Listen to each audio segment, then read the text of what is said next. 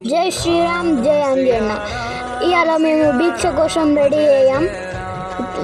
కర్రీలను చూపెడతాం మేము, చూడండి. ఇప్పుడు నేను చూపెడతాను. ఓకే, ఆలుగడ్డ కర్రీ, అట్లనే పప్పు చారు, అట్లనే బెండకాయ ఫ్రై, పాపడాలు, అట్లనే మన పెరుగు, రైస్, పాపడాలు, రైస్.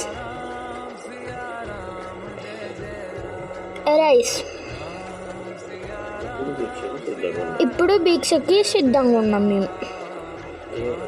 జై శ్రీరామ్ జై హనుమాన్.